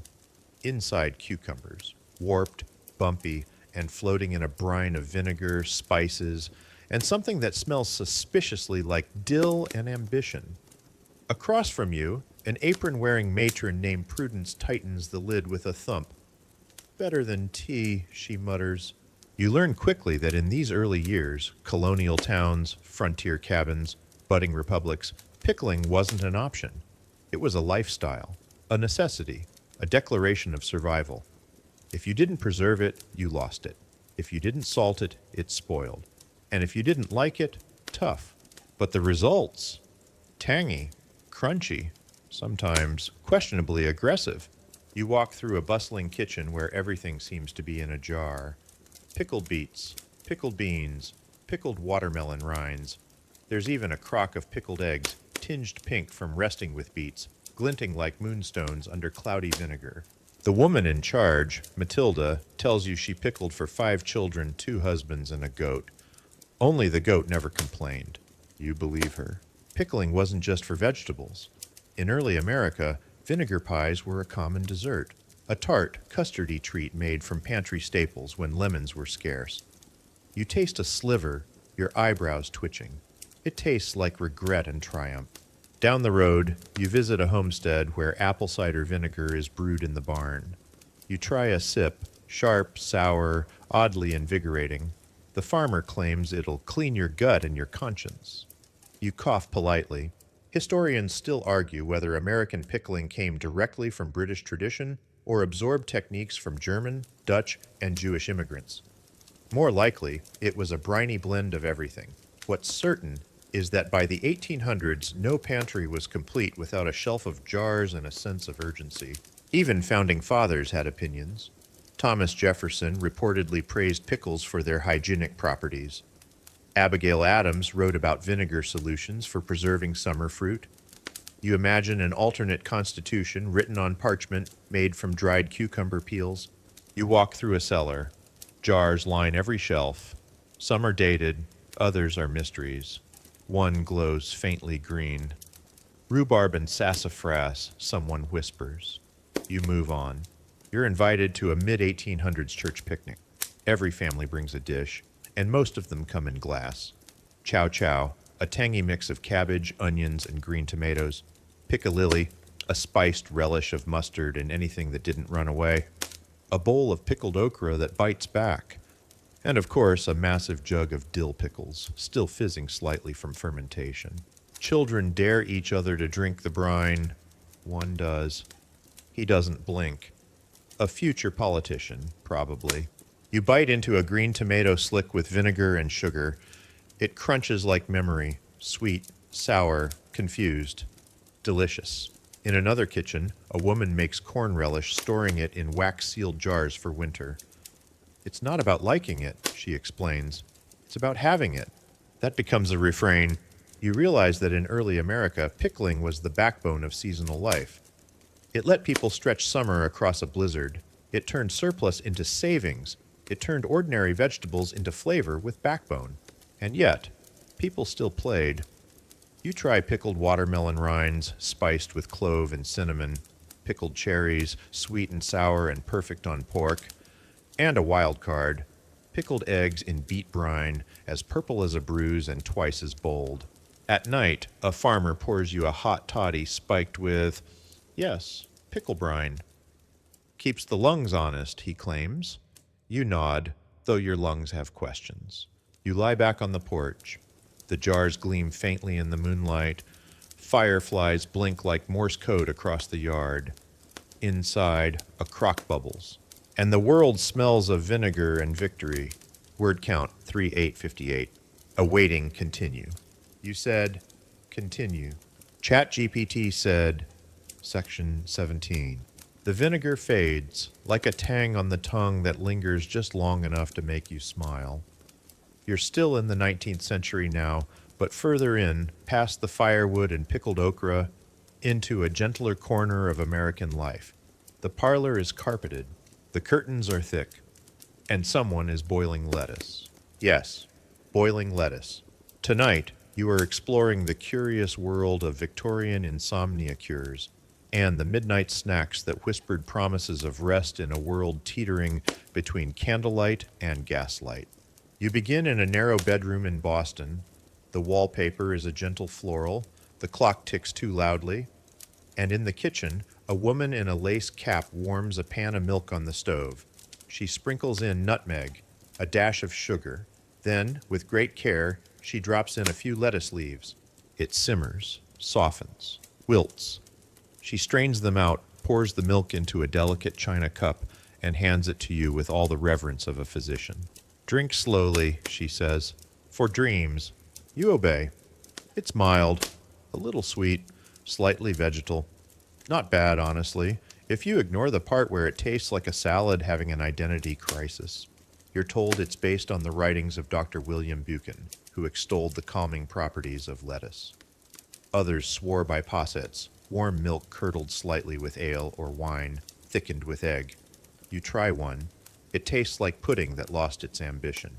Victorians approached sleep the way modern influencers approach supplements, with obsessive optimism and strange recipes. There were pamphlets filled with food for sleep ideas, stewed prunes, barley water, rice boiled in almond milk, toast water, apple water, and the ever-mysterious gruel. You sip a bowl of barley water by candlelight. It's warm, bland, comforting, like the edible version of a lullaby sung by someone who also knits. In a London apothecary, you watch as herbal blends are measured into muslin sachets, hops, chamomile, lavender, and crushed orange peel. The woman behind the counter advises placing the sachet inside your pillow. Not to eat, she clarifies, to inhale. You find a cookbook for invalids published in 1859. It lists gentle sleep foods, soft-boiled eggs, milk toast, blancmange, and calves' foot jelly. You skip the last one. Still, you try the milk toast, bread soaked in warm milk, then broiled with a touch of butter. It melts in your mouth, tasting faintly of nursery tales and rain. Historians still debate whether these sleep foods worked. Was it the food, the warmth, the quiet, or was it simply the power of ritual, of doing something in the silence before sleep? You lie back in a rocker on a porch in Ohio, where a grandmother spoons out rice pudding for her grandchildren. Nothing too spiced, she says. We're trying to rest, not dance. The pudding is barely sweet, dusted with nutmeg, and thick with nostalgia. In a boarding house in New York, factory girls sip Ovaltine and nibble stale biscuits before bed. Best dreams come from the worst snacks, one laughs. She's not wrong. You explore the world of nightcaps, not the hats, though those are charming, but the drinks, brandy-laced milk, sherry mixed with egg, a drink called sack posset that seems to be mostly a dare in a teacup.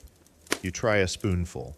It's warm and strange, and yes, a little sleepy. In one quiet home, you're served warm mashed turnips with a dab of butter and honey. Settles the mind, the host assures you. It also seems to settle the appetite for several days. Not all remedies were gentle. Some included opium-laced teas or soothing syrups for infants that would now come with lawsuits. You politely decline the offer of Godfrey's cordial and stick to stewed apples. But mostly, Victorian insomnia was treated with routine, repetition, and ritual. Supper at dusk, curtains drawn, tea at 9. No novels too exciting, no laughter too sharp, just the ticking of a clock, a cup of warm milk, and the silent hope that sleep might notice you tonight. You rest your head on a fainting couch, the room lit only by gaslight and reflection. Outside, a horse clops slowly past. Inside, someone hums a lullaby. And as your thoughts drift like steam from the kettle, you understand what the Victorians knew. No food guarantees sleep, but it gives you something warm to hold. You drift in the warmth of milk toast and nutmeg dreams, but the comfort doesn't last. Now, the cold returns, but not the soft kind. This is industrial cold, imported, hacked from rivers and lakes. You open your eyes to the sharp clang of tongs and the groan of a pulley. Welcome to the era of the great ice trade, where winter was bottled, boxed, and shipped across oceans. And with it came the rise of frozen luxury. You're standing at the edge of a frozen pond in Massachusetts. It's the early 1800s, and a team of men with wide saws and stiff collars is cutting long, perfect blocks of ice from the water's surface. The blocks are clear as glass, stacked like giant sugar cubes. Horses grunt, boots crunch, and nearby a man with a notebook mutters about orders from Calcutta. You blink. India? Yes. This ice, this Yankee winter, will sail to the tropics, and in its wake, it will bring something new, frozen desserts, cold drinks, and the first glimmer of the modern freezer aisle. You follow the ice to Boston Harbor, where it's packed in sawdust and loaded into the hull of a schooner. Destination, the West Indies, maybe Brazil, maybe Singapore. It depends on the market. The man in charge is Frederick Tudor, later known as the Ice King. He believes he can sell frozen water to people who've never seen snow. People laugh, then they taste sherbet. You arrive in Calcutta weeks later. The heat is thick as syrup, but in a wealthy estate, servants unpack the shipment, ice still intact, thanks to clever insulation. It's chipped into bowls, mixed with rosewater and lemon, and served to guests who sip, blink, and fall silent with awe. Frozen water becomes wealth in a cube. You move to New Orleans, where Creole families sip iced milk punch beneath slowly turning ceiling fans. In Havana, you're handed a metal cup of pineapple ice. In Rio, a British official brags about storing venison in a homemade ice house. Suddenly, cold is a status symbol. Historians still argue how much ordinary people benefited. Some say ice was a luxury until late in the 19th century. Others point to the rise of ice cream parlors offering penny ices to the masses. Either way, the appetite for frozen things was growing. You enter a New York shop in the 1850s. It's modest, but gleaming. The counter offers ice cream in exotic flavors: vanilla, lemon, burnt sugar, even asparagus. A boy with sticky fingers begs for another scoop. A girl pokes at hers, skeptical of the pale green shade. "Is it real?" she asks. The clerk doesn't answer. You walk behind the counter where giant churns spin over salt and ice. It's a dance of chemistry and muscle. Cream, sugar, flavor, time. The result is soft, cold, and briefly eternal. Ice cream becomes America's favorite indulgence. It's served at balls, political rallies, funerals, a symbol of modernity and refinement. You attend a reception at the White House and watch as Dolly Madison's famous strawberry ice is passed around on silver trays. Later, in an alley behind a factory, workers gather around a peddler's cart. Tin molds shaped like flowers, fish, and fruit, each filled with Philadelphia-style ice cream. No eggs, just cream and sugar. They laugh, they cool off, they forget the soot for a while. Back in the countryside, a woman named Clara churns ice cream by hand. Her daughter adds peach preserves. They layer it into a wooden tub, add ice and salt, and wait. The cream thickens. The mixture freezes. The family crowds around, spoons in hand. It's not fancy, but it's magic.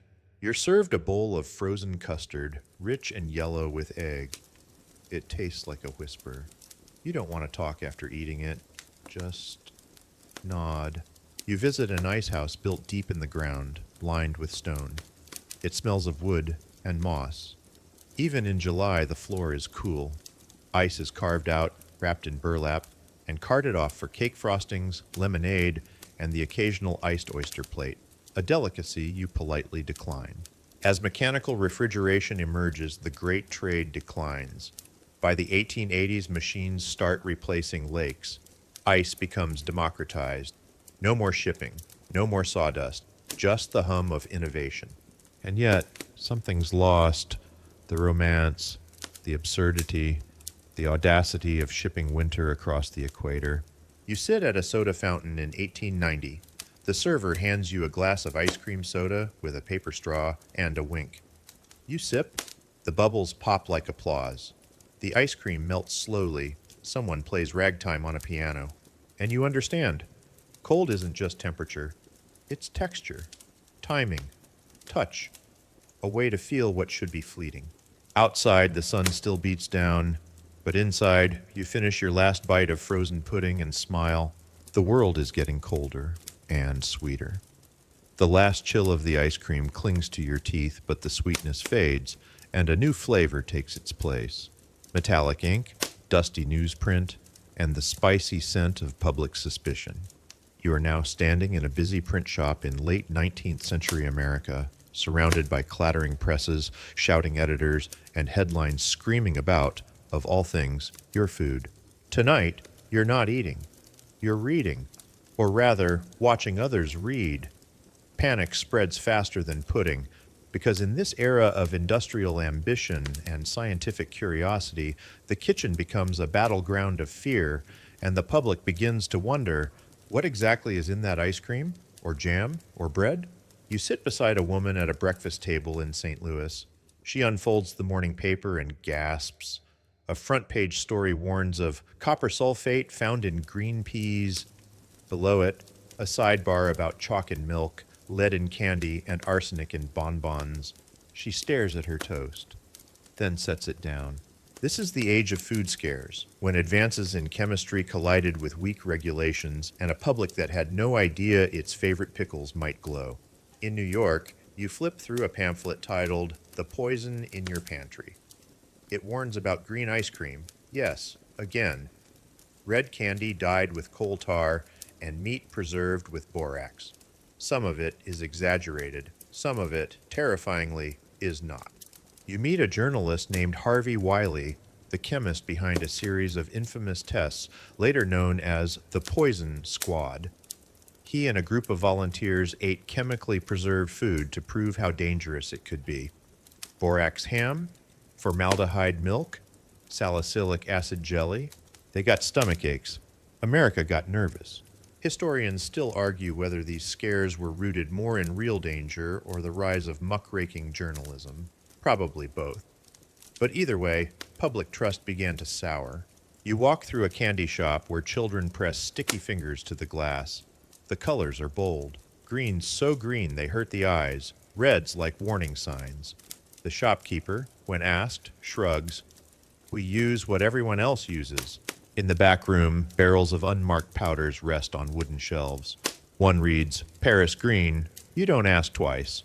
An article from 1892 warns that no food-colored green can be trusted. The public begins associating vibrant hues with deceit. Natural becomes synonymous with dull, beige, and safe. Pickles are drained. Icing gets paler. Ice cream, tragically, turns off mint. You attend a lecture by a reformer holding a bottle of lemon extract. She passes it around, then announces it contains wood alcohol. Everyone coughs, even though they haven't sipped. Perception alone is enough to ruin the taste. In one Chicago grocery, shelves of canned peas go unsold. A sign reads, "No additives, no danger." The owner swears up and down his peas are clean, but customers aren't convinced. The peas look too green.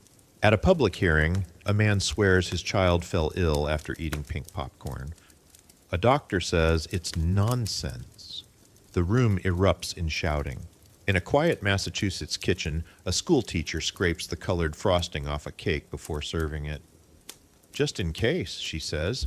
"You never know these days." The government begins investigating. Labels are introduced. Pure becomes a marketing word. Brands race to promise safety. Ivory white, cream-colored, honest brown. Nobody wants bold anymore. Bold is suspicious. Even vinegar gets questioned. One newspaper alleges some brands are nothing more than diluted sulfuric acid with caramel coloring. Vinegar makers riot in the margins.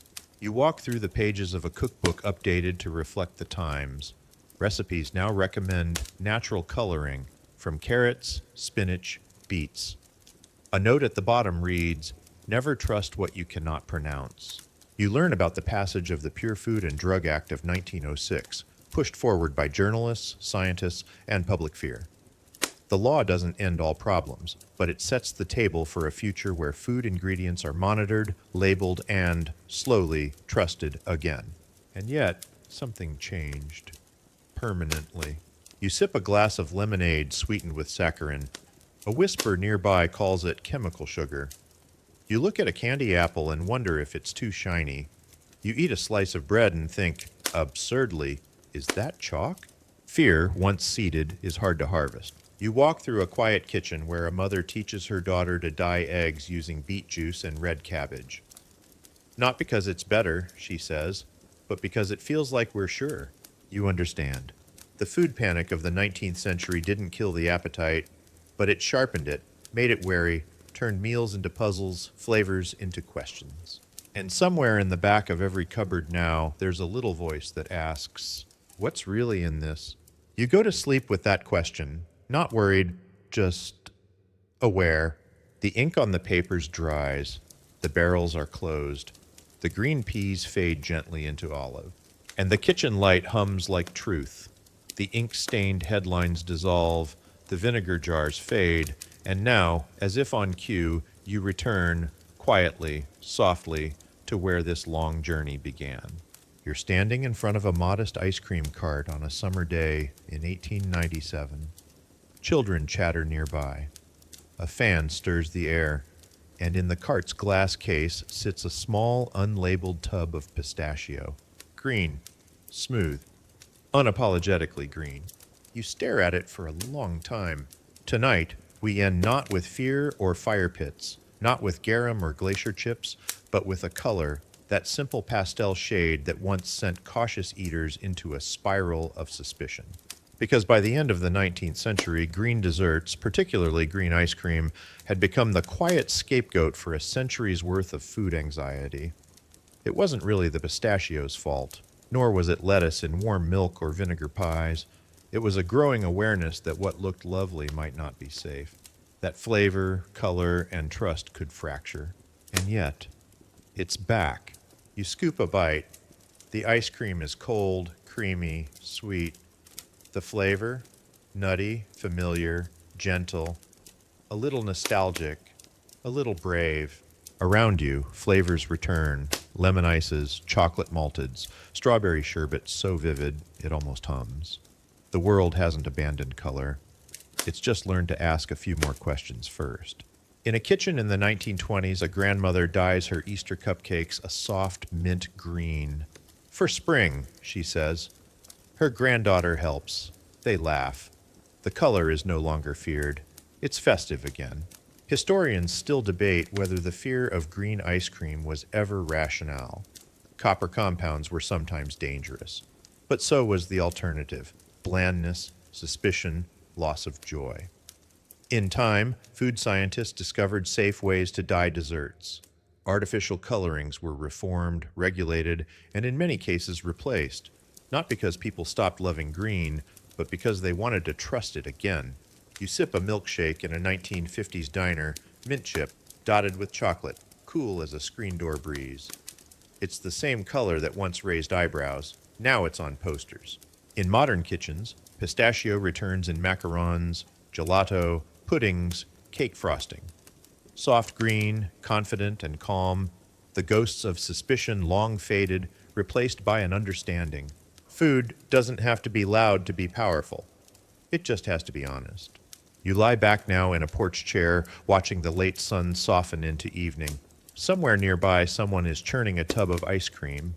You hear laughter, a radio, the sound of a spoon tapping glass, and you understand what's changed. Not the food, not really, but us. We've become wiser, more curious, more cautious perhaps, but still willing to taste, still willing to sit beside the mystery, lift the spoon, and try. The green ice cream, once feared, is now loved again. Not because it forgot its history, but because we learned how to remember. The cicadas hum, the ice melts slowly. A child offers you a second scoop. You accept, and the world, for a moment, tastes just right. And now, as the last echo of footsteps fades down the hallway of history, you find yourself still, peaceful. A little full, perhaps, not just in the belly, but in the mind. In the quiet warmth of knowing that behind every bite of bread, every sip of soup, every strange or soothing flavor, there was someone who made it. Someone who stirred it, tasted it, passed it down, sometimes in silence, sometimes in song. You've traveled across centuries and continents tonight, sat by fire pits and under oil lamps, held a spoon in ancient Rome and a cup of broth in Joseon Korea. You've tasted what kings feared and peasants treasured. You've learned that fermentation is not just science, it's patience. That pickling is preservation of more than just food, it's memory. And that sometimes even a feared dessert can find its way home again. Let your breath slow now, let the flavors fade, the hearths grow dark, the cook fires go quiet, and in the stillness the kitchens of the past keep watch, shelves lined with jars of stories and pans seasoned with centuries. You're not in any one place now, you're in all of them. And the food is still warm. So rest, drift. Let your thoughts soften like butter left out on the counter. There are no more recipes to follow, no more questions to ask, only the gentle certainty that people have always fed one another, through scarcity, through celebration, through fear, and through love. Sleep well, traveler. The table will be waiting when you return. Sweet dreams to you too. May your night be calm, your blankets heavy, and your thoughts as soft as warm bread. Until next time.